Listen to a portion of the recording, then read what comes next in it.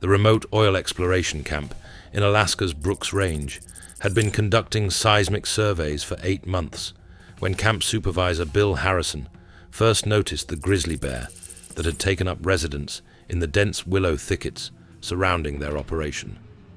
The camp's location, 280 miles north of Fairbanks, placed it in one of North America's most isolated environments, where extreme weather and dangerous wildlife posed constant threats to the 50-person crew. Harrison had been supervising oil exploration operations throughout Alaska for over 19 years, his expertise in Arctic logistics and wildlife management making him invaluable to companies operating in environments where a single mistake could prove fatal.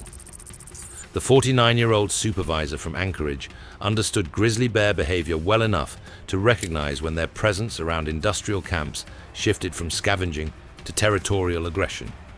The grizzly bear that had claimed the area around the exploration camp was unlike any specimen Harrison had encountered in his extensive northern experience. The animal's tracks measured over 14 inches across, suggesting a specimen that weighed close to 1,050 pounds and possessed the kind of size that made it capable of destroying equipment and killing humans with equal efficiency. But it was the bear's systematic investigation of human operations that concerned Harrison most.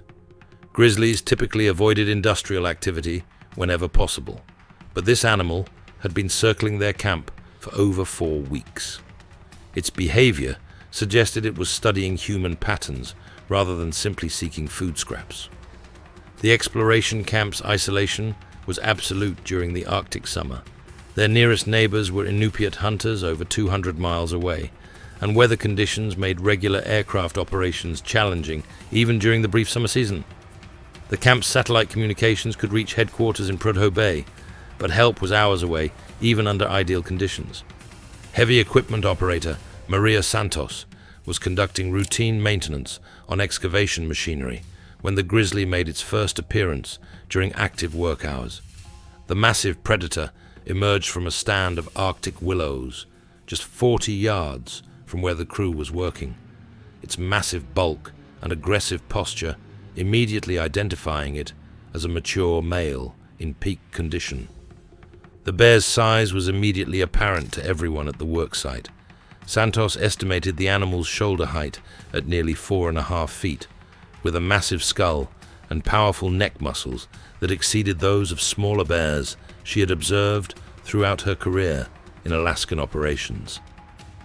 This was a specimen capable of flipping over heavy machinery and tearing through steel structures.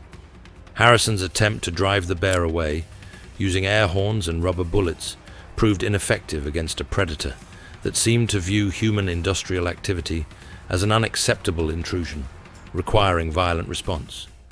The animal's fearless investigation of their deterrent efforts suggested it had lost any natural wariness of humans and machinery. The bear's assault on the camp's fuel storage was methodical and devastating. The animal's powerful claws and teeth punctured steel containers and destroyed pumping equipment, demonstrating strength and intelligence that exceeded anything Harrison had witnessed in 19 years of Arctic operations. Equipment technician Robert Kim was calibrating hydraulic systems when the Grizzly launched its first direct attack on human targets. The 32-year-old mechanic from Seattle had extensive experience with dangerous wildlife, but had never encountered a bear that displayed such obvious hostile intent toward industrial workers. The bear's approach to Kim was deliberate and terrifying. The animal used the camp's complex layout of equipment and structures for concealment, while positioning itself for an attack on a human who was focused on technical work, rather than predator awareness. Kim's first indication of immediate danger came when he noticed that the normal sounds of Arctic wildlife had been replaced by an unnatural silence that suggested the presence of a large predator. His years of working in bear country had taught him to recognize when the environment's natural balance had been disrupted by something dangerous. The bear's charge across 50 yards of open ground demonstrated speed and power that challenged everything Kim understood about grizzly behavior. The animal's obvious intent to attack, rather than simply defend territory, represented unprecedented aggression toward humans in an industrial setting. Kim's survival depended on his ability to reach the safety of a reinforced equipment shelter before the bear could close the distance between them. The predator's pursuit demonstrated intelligence and determination that exceeded normal grizzly hunting patterns. Santos's intervention, using a high-pressure hydraulic hose, saved Kim's life, but resulted in the bear redirecting its aggression toward her. The animal's willingness to attack multiple humans simultaneously demonstrated territorial behavior that wildlife experts had never documented in Arctic grizzly populations. The bear's systematic destruction of the exploration camp continued for hours after driving off the human workers. The animal's intelligence was evident in its targeting of critical equipment and communication systems, suggesting it understood the importance of eliminating human capability to operate in its territory. Mine foreman Dave Thompson was conducting safety inspections when the Grizzly launched its most serious assault on human targets.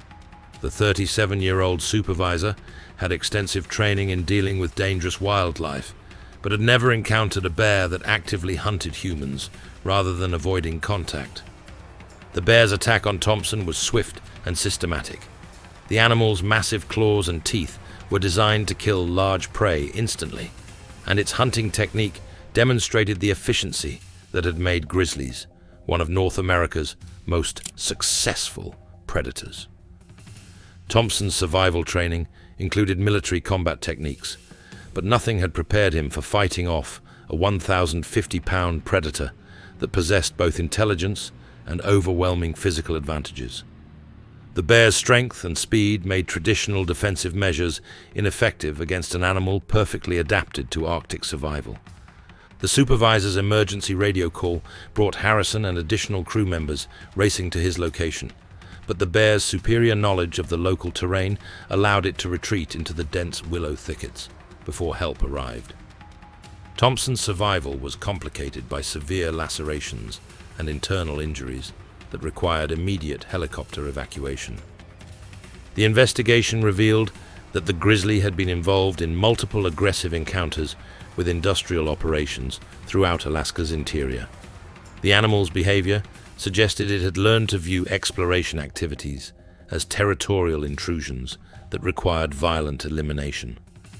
The exploration camp's evacuation was ordered by corporate safety officials who refused to risk additional human lives in an area where a large predator had demonstrated willingness to hunt industrial workers.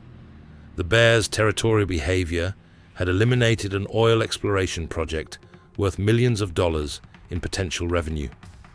The luxury eco-resort on Costa Rica's Osa Peninsula had been operating for 12 years when resort manager Dr. Patricia Gonzalez first noticed the American crocodile that had taken up residence in the mangrove estuary adjacent to their beachfront property.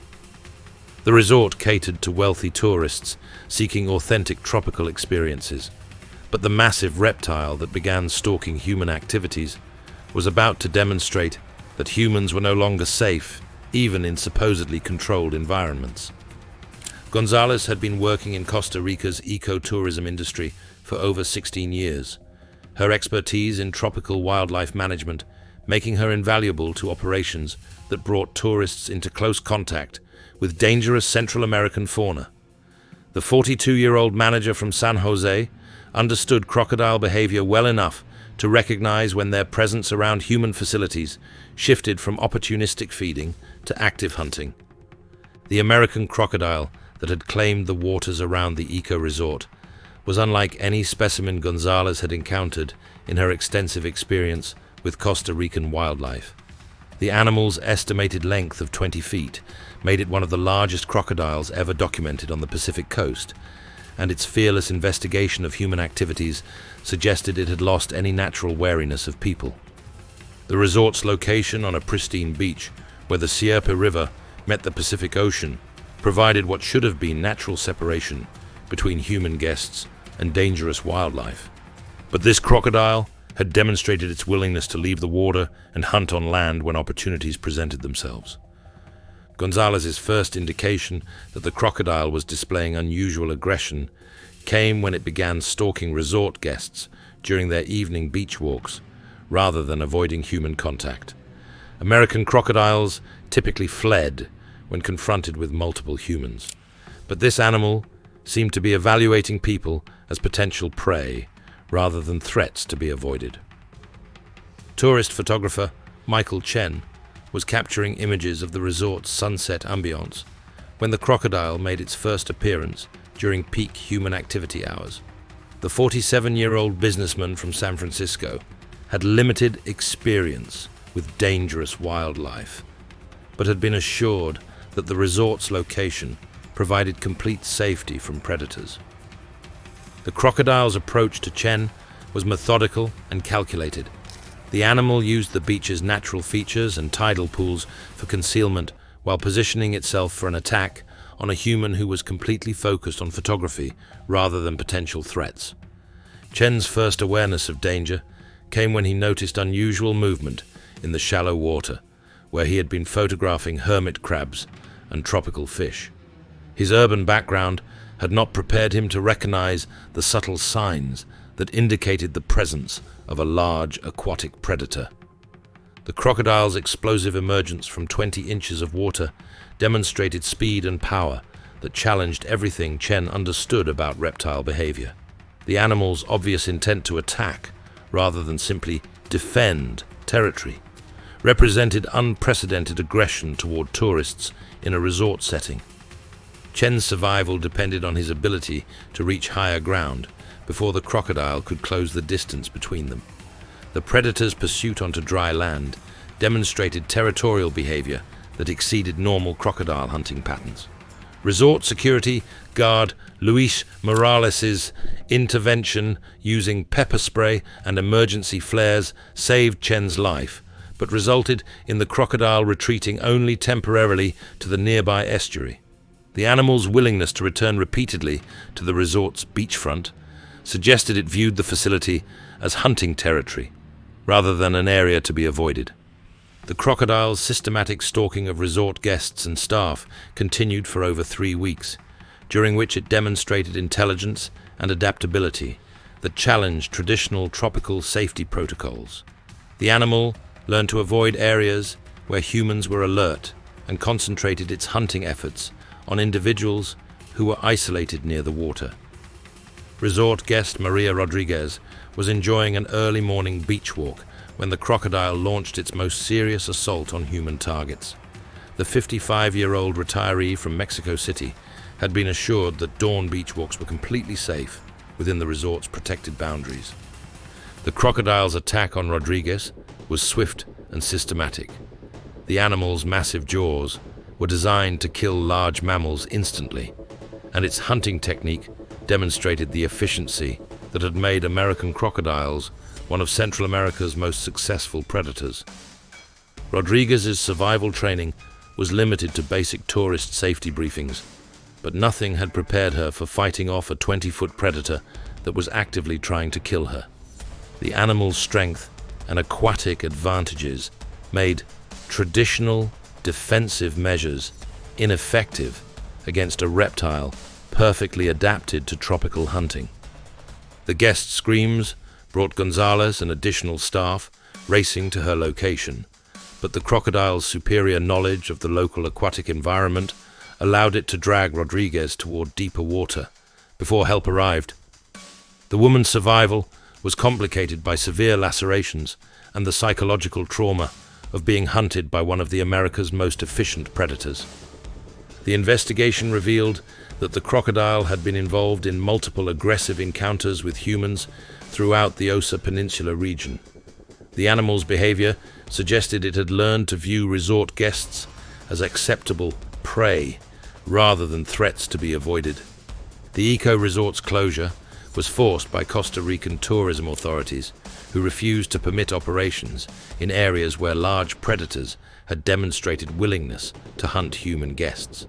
The crocodile's territorial behavior had eliminated a tourism operation that employed over 70 local staff members and generated significant revenue for the regional economy.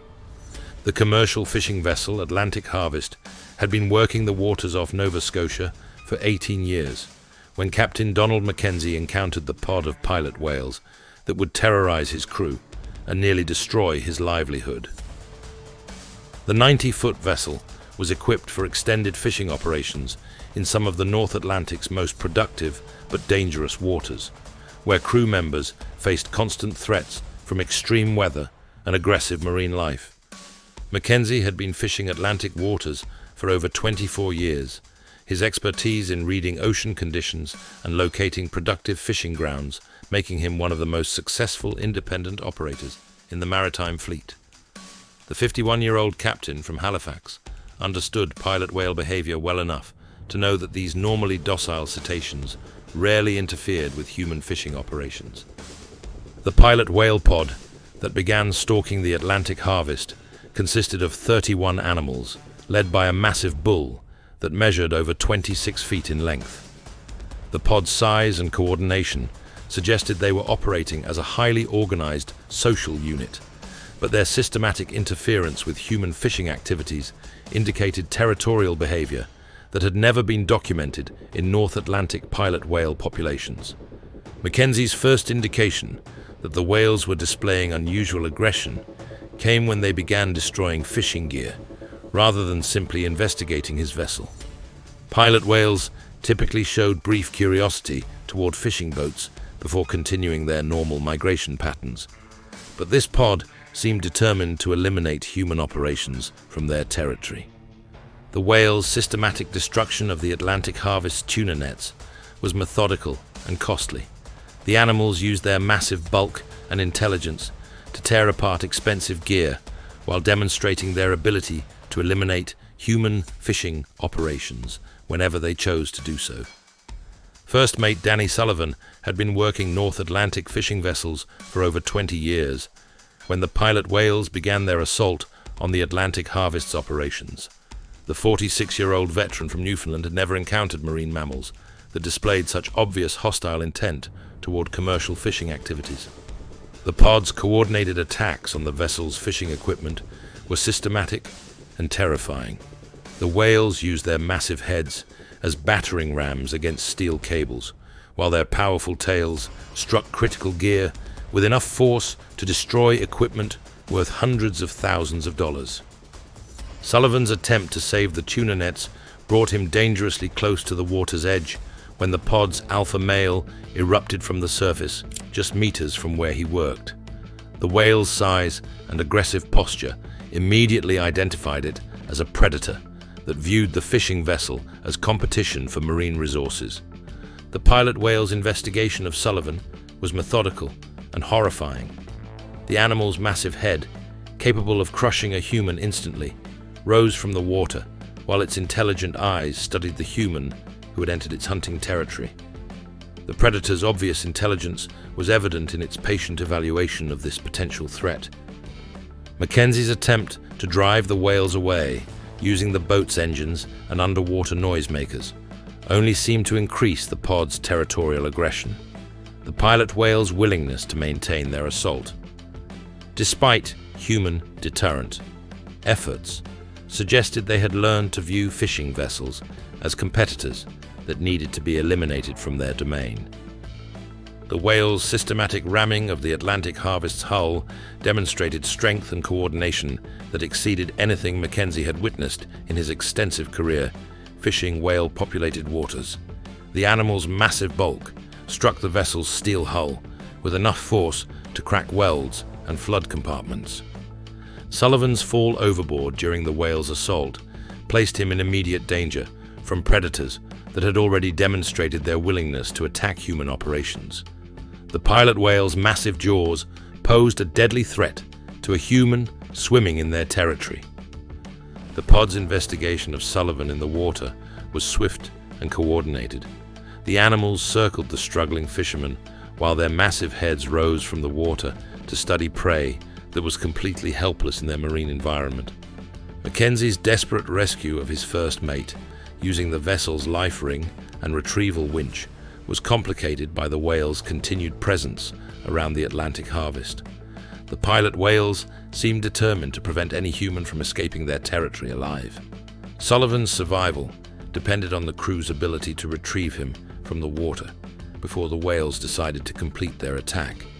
The fisherman's time in the North Atlantic was limited by hypothermia that would kill him even if the pilot whales chose not to attack directly.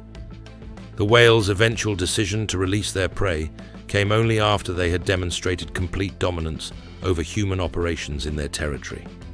Sullivan's rescue was complicated by severe hypothermia and psychological trauma from being hunted by marine predators that had shown unprecedented coordination and intelligence.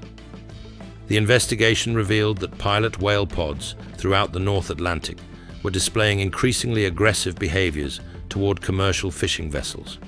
The animals were learning to associate boats with resource competition and were developing coordinated strategies for eliminating human operations from their hunting grounds. The Atlantic harvest's financial losses from destroyed equipment and lost fishing time exceeded $460,000, forcing Mackenzie to consider bankruptcy after a single encounter with marine predators. The whales' territorial behavior had escalated beyond normal cetacean patterns, making commercial fishing operations impossible in areas they claimed as their exclusive domain.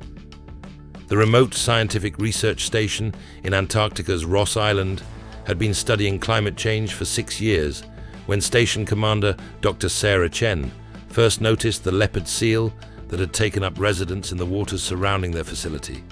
The station's location on one of Earth's most isolated continents placed it in an environment where extreme weather and dangerous wildlife posed constant threats to the 20-person research team.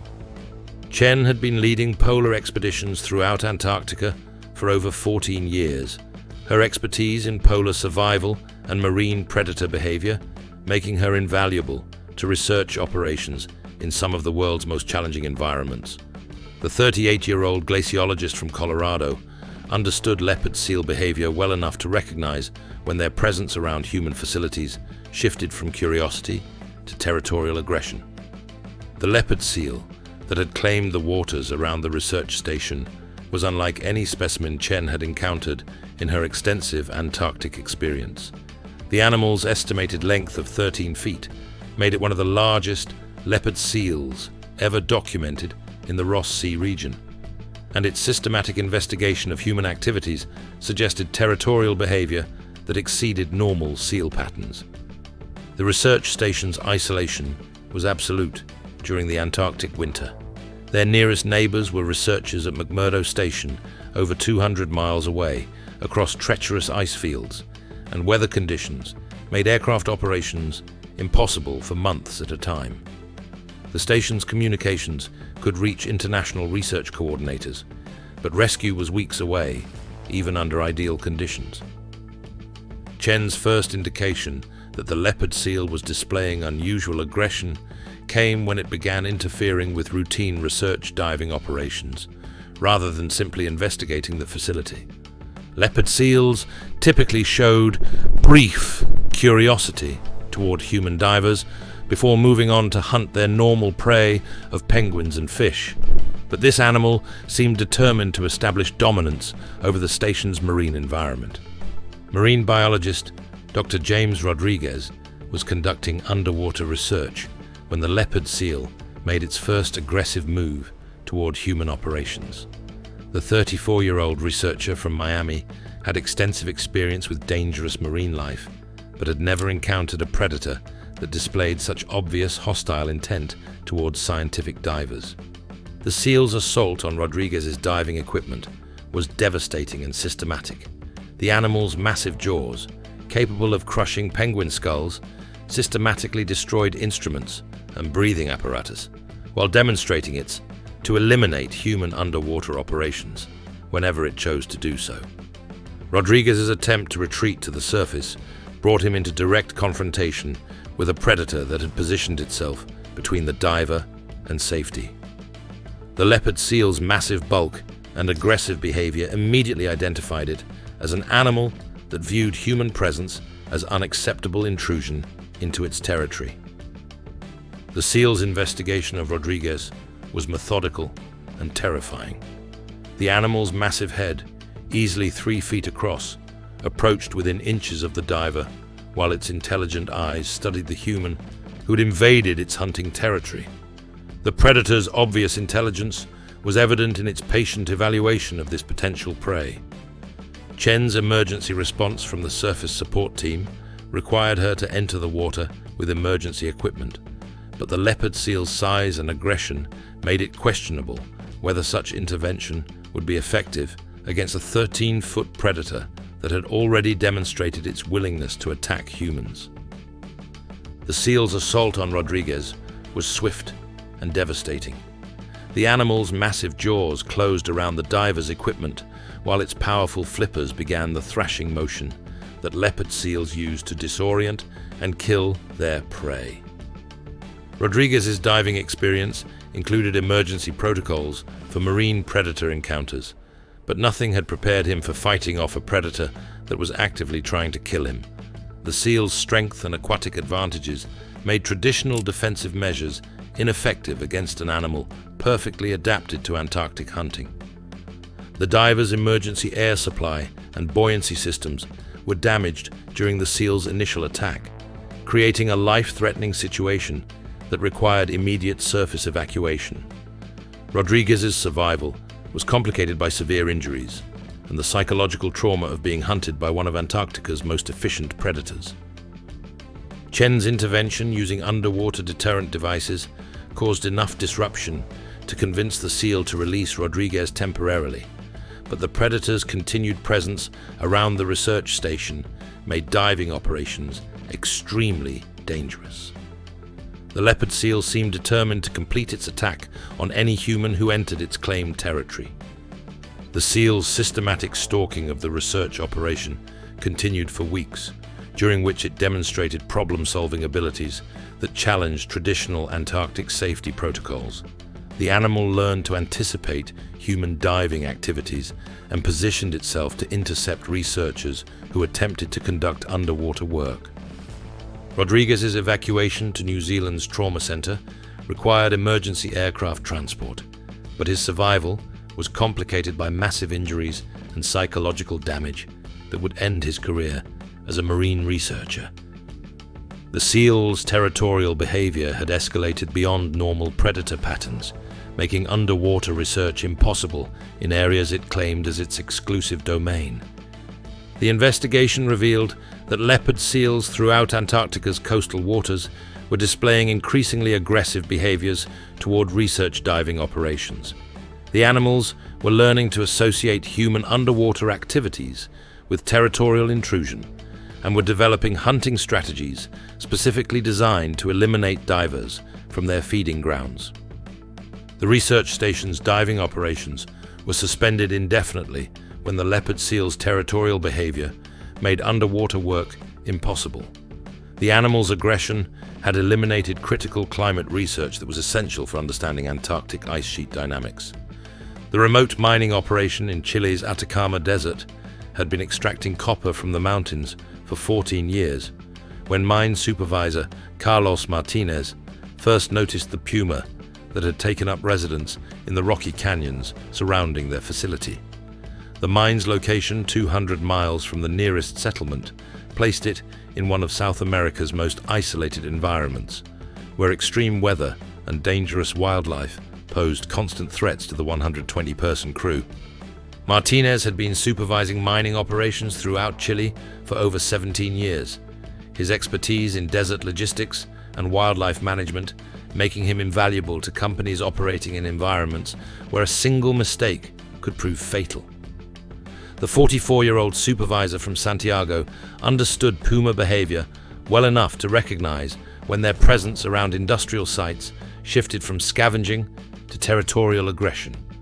The puma that had claimed the area around the mining operation was unlike any specimen Martinez had encountered in his extensive desert experience. The animal's tracks measured over 4 inches across, suggesting a specimen that weighed close to 180 pounds and possessed the kind of size that made it capable of taking down prey much larger than its normal diet of small mammals. But it was the puma's systematic investigation of human mining activities that concerned Martinez most. These cats typically avoided industrial activity whenever possible, but this animal had been circling their operation for over 5 weeks. Its behavior suggested it was studying human patterns rather than simply exploring its territory. The mining operations' isolation was absolute. During the desert winter, their nearest neighbors were Atacama communities over 150 miles away through treacherous mountain terrain, and weather conditions made regular aircraft operations challenging even during optimal seasons. The operation's satellite communications could reach headquarters in Santiago, but help was hours away, even under ideal conditions. Heavy equipment operator Elena Santos was conducting routine maintenance on excavation machinery when the Puma made its first appearance during active work hours. The massive predator emerged from behind a pile of mining debris just 30 meters from where the crew was working, its tawny coat and muscular build immediately identifying it as a mature male in peak condition. The Puma's size was immediately apparent to everyone at the work site. Santos estimated the animal's shoulder height at over 2.5 feet, with a massive skull and powerful neck muscles that exceeded those of smaller cats she had observed throughout her career in Chilean mining operations. This was a specimen capable of leaping incredible distances and killing large prey with surgical precision. Martinez's attempt to drive the Puma away using noisemakers and flare guns proved ineffective against a predator that seemed to view human industrial activity as an unacceptable intrusion requiring violent response. The animal's fearless investigation of their deterrent efforts suggested it had lost any natural wariness of humans and machinery. The Puma's assault on the operation's equipment storage was methodical and devastating. The animal's powerful claws and teeth made short work of protective coverings and damaged expensive monitoring equipment, demonstrating intelligence and agility that exceeded anything Martinez had witnessed in 17 years of desert operations. Mine technician Roberto Kim was calibrating ore processing equipment when the Puma launched its first direct attack on human targets. The 28-year-old engineer from Seoul had limited experience with dangerous wildlife, but had never encountered a predator that displayed such obvious hostile intent toward industrial workers. The Puma's approach to Kim was silent and calculated. The animal used the mining operation's complex terrain of equipment and structures for concealment, while positioning itself for an attack on a human who was focused on technical work rather than predator awareness. Kim's first indication of immediate danger came when he noticed that the normal sounds of desert wildlife had been replaced by an unnatural silence that suggested the presence of a large predator. His years of working in remote locations had taught him to recognize when the environment's natural balance had been disrupted by something dangerous. The Puma's charge across 25 meters of rocky ground demonstrated speed and agility that challenged everything Kim understood about big cat behavior. The animal's obvious intent to attack, rather than simply defend, territory represented unprecedented aggression toward humans in a mining setting. Kim's survival depended on his ability to reach the safety of a reinforced equipment shelter before the Puma could close the distance between them. The predator's pursuit demonstrated hunting intelligence and determination that exceeded normal Puma behavior patterns. Santos's intervention, using a high-pressure water cannon, saved Kim's life, but resulted in the Puma redirecting its aggression toward her. The animal's willingness to attack multiple humans simultaneously demonstrated territorial behavior that wildlife experts had never documented in Atacama Puma populations. The Puma's systematic stalking of the mining operation continued for days, during which it demonstrated problem-solving abilities that challenged traditional desert safety protocols. The animal learned to avoid areas where humans were alert and concentrated its hunting efforts on individuals who were isolated or distracted by their work. Mine foreman Diego Vargas was conducting safety inspections when the Puma launched its most serious assault on human targets. The 39-year-old supervisor had extensive training in dealing with dangerous wildlife, but had never encountered a cat that actively hunted humans rather than avoiding contact. The Puma's attack on Vargas was swift and systematic. The animal's powerful claws and teeth were designed to kill large prey instantly, and its hunting technique demonstrated the efficiency that had made Pumas one of South America's most successful predators. Vargas's survival training included military combat techniques, but nothing had prepared him for fighting off a 180-pound predator that possessed both intelligence and overwhelming physical advantages. The Puma's strength and agility made traditional defensive measures ineffective against an animal perfectly adapted to mountain hunting. The supervisor's emergency radio call brought Martinez and additional crew members racing to his location, but the Puma's superior knowledge of the local terrain allowed it to escape into the rocky canyons before help arrived. Vargas's survival was complicated by severe lacerations and the psychological trauma of being hunted by one of the America's most efficient predators.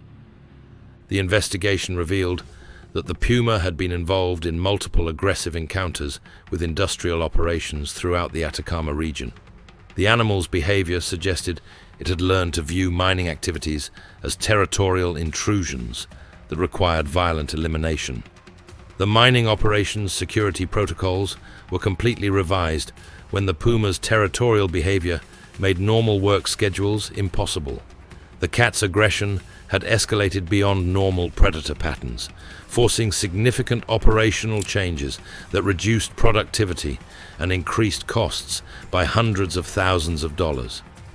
These encounters across the globe reveal a disturbing pattern of predatory aggression that is fundamentally altering the relationship between humans and the planet's most dangerous wildlife.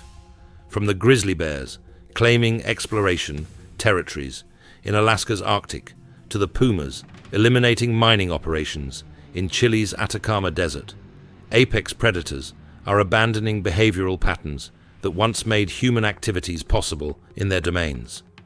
The animals involved in these attacks represent a new generation of predators that view humans not as threats to be avoided, but as competitors to be eliminated or resources to be exploited. Whether driven by climate change, habitat loss, or evolutionary adaptation, these creatures are crossing boundaries that wildlife experts once considered absolute and permanent. If these shocking accounts of predator encounters left you questioning your safety in remote work environments and industrial operations, hit that like button and subscribe for more terrifying stories of when nature's most efficient killers decide human activities are unacceptable intrusions into their territory. Each week, we document the most harrowing predator attacks from around the world, revealing how environmental changes are creating deadly new behaviors in animals we thought we understood. Because recognizing these evolving threats could mean the difference between a successful operation and becoming the next victim of predators that have learned to eliminate human competition with devastating efficiency. The survivors of these encounters discovered that the natural world operates by ancient laws that recognize no human authority or right to industrial development, leaving behind those who learned too late that we share this planet with creatures perfectly designed to reclaim their territory through violence.